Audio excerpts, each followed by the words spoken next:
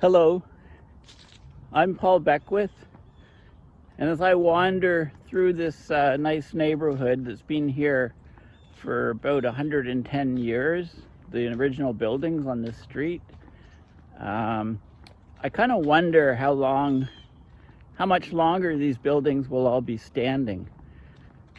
And in this video, I'm going to talk all about what I'll call it, the unraveling of civilization, because I think we're seeing exactly that process occurring right now. So these wars, not just the devastation of infrastructure and people in the Ukraine that's been ongoing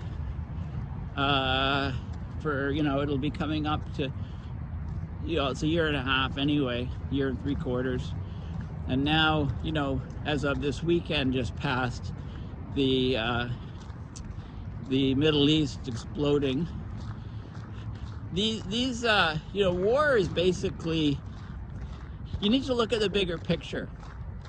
And the bigger picture is that we're on a dying planet. Our civilization is collapsing, right? We've changed the chemistry of the atmosphere and oceans, and we're undergoing abrupt change, and we're seeing horrendous consequences around the world. As I speak, incredible heat waves have dried everything out in South America, and there's fires that are going through, ravaging cities. There's, the wildfires in Canada stepped up an order of magnitude. Global average temperatures will certainly look to surpass 1.5 degrees Celsius this year. The oceans are incredibly warm. I've talked about James Hansen's great work talking about aerosol reduction being a component. We're also heading towards a super El Nino, and then on top of that, the trend going up. We're in a very strange non-linear world. I mean, non-linear is more accurate to describe what's happening in the climate system than exponential. People think in linear terms, constant rate of change. Something happens, they make sort of projections and say, well, at this rate, if this rate continues, then the situation will be, X in time Y. It's a linear sort of change. And of course, we have things like compound interest, and population growth, which are good examples of exponential growth. People often talk about exponential changes with the climate, but the changes are actually super exponential, if you like, or step functions, or abrupt change. Things happening almost overnight, in very short time spans. And I'll do a video with lots of images of that. I have talked about these tipping points and feedbacks quite a bit, but we're seeing these sort of things unfolding.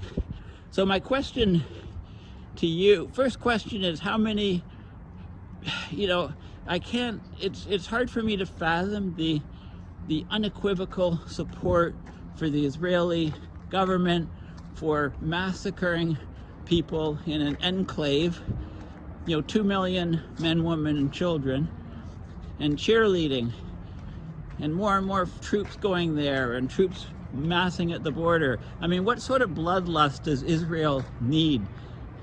How many Palestinians do they have to kill before their bloodlust is satisfied? How many people do they have to kill? And I'm not talking just about killing with bombs. I'm talking about killing by thirst, lack of water.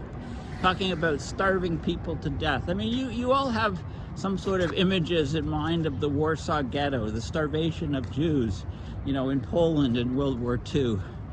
I ask you, how is Israel doing anything different from that? It's a war crime, clear and outright international war crime, to starve a citizenry, a people, of food, of water, of electricity. of fuel, of medical supplies, of building materials. Think back to the previous conflicts in the West Bank, in Golan Heights and Gaza Strip, that destroyed infrastructure. Well, I got to tell you something. A lot of the infrastructure in Gaza was not rebuilt because there weren't materials allowed to flow into the region, let alone the skilled workers and the money to rebuild. So what happens is, as things get destroyed, whether it be by bombs, by floods, by derechos, huge winds, whatever the mechanism that destroys cities, and believe me, many places around the world are getting hammered by all of these factors. Where is the money and where is the materials and resources to rebuild these places? What about when global sea level rise notches up from a collapse of large ice sheet in Antarctica? Where will the money be for rebuilding the coastal cities? I mean, look at the US with their near $1 trillion military budget. Okay, do you think all those F-35s and billion-dollar war material, war machines, do you think all of that money, those aircraft carriers, will matter one goddamn bit when coastal cities get flooded, when massive storms, superstorms just level cities in the US? They just ran out of money eventually. You can see civilization collapsing all around us. Those buildings in Gaza, do you think they'll ever be rebuilt? No, so they're knocked down and people have to live elsewhere. What about the massive flooding, the torrential rains along the coast of Africa that took out an entire coastal city where the river ran into the ocean? Do you think those buildings will ever be rebuilt? If we get a Katrina in New Orleans, or if we get a Sandy in New York City, well, yeah, okay, the US still is a rich country, still has money to pay for these things, but don't assume it's going to always have money to replace things, right? Countries are dropping like dominoes. Their political systems are collapsing, right? We're getting lots of right-wing government coming in. I mean, no government is more right-wing than the Israeli government. Let's look at what they've said recently, some Israeli politicians. They've called people in Gaza human animals. If you look at quotes throughout the years, you have Israeli politicians, some of them calling for turning Gaza into a parking lot, causing for complete, claiming that every person living in Gaza is somehow connected to terrorism and Hamas. So trying to justify killing mothers of kids who become terrorists. Let me ask you, if you were born in Gaza,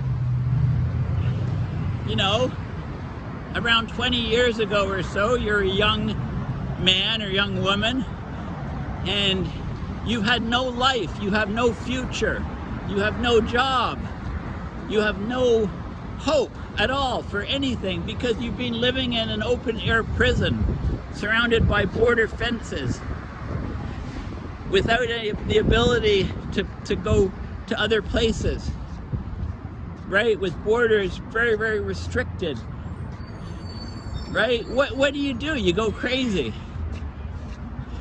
You're gonna die. You have no future. So what do? You pick up arms and you fight out. You lash out at whoever's around you. And that's exactly what's happening right now. So I guess I have to ask, when will the bloodlust be satisfied? When will Israel think, okay, we've killed enough people in Gaza, we've wiped it out? There's some people in the government, etc., who think, you know, totally destroying and killing everybody, all those 2 million people is the way to go. Some people are thinking like that. Western governments are basically cheerleaders, you know, unequivocally supporting Israel. But look what they're doing right now. Okay, this is a Gaza Holocaust. This is a Gaza genocide. Okay, and the world, how long will the world watch this sickening slaughter occur? Because Israel is not going to stop on their own. They've said they won't. Benjamin Netanyahu says he won't. You know, the Middle East will be rewritten. What does he mean? There will be no Gaza anymore? How long before Biden and Trudeau and all the rest of the Western politicians stop cheerleading and say, enough is enough, we've seen enough slaughter, we have to stop Israel now, because there's no sign of that happening. In fact, anybody speaking up saying on these sort of issues is scapegoated. You know, there was a politician in Hamilton with the NDP party, the Ontario government, and said that what's going on now is an apartheid, and there were immediately massive calls from political opposition to say, you've got to resign, you can't say stuff like that. Well, you know, I bring you back to Jimmy Carter's book in 2006, Palestine, peace or apartheid, and it's certainly not peace that's happening there. So basically, look at the situations. I want to ask you, wherever you live in the world, whatever city you're in, apart from the compassion for human beings, whatever flag they carry, whatever their actions, they're human beings. They're not animals. You know, when you start labeling people as animals, that's when Holocausts occur. So are we going to see a Gaza Holocaust? Is that where we're heading? But apart from all that, the planet is hurting. Okay? It's really hurting. The extreme weather events destroying infrastructure are accelerating faster than exponential. So how much longer will this madness go on? Because it can't go on perpetually, right? How long will there be money for repairing infrastructure, even in the wealthiest countries of the world? Right? How long? You got to ask yourself these questions. Look at these wars recently as wars in a new regime, a regime of abrupt climate system change. And we are running out of money to rebuild anything. Okay, the cost, the number of billion-dollar disasters around the globe is skyrocketing. And we are running out of money to build infrastructure. So, you know, if you're fortunate enough to live in a home, to live in a stable city, to live in a stable country, unless you actually take, you know, put energy and effort into understanding what's happening, trying to prepare for it, trying to prevent it, I ask you to imagine your nice house in a nice city, in a nice neighborhood, being turned to rubble, like those images coming from Gaza, or those images coming from Africa, where the massive torrential rains caused 2 dams to fail and massive flooding to wipe out a coastal city.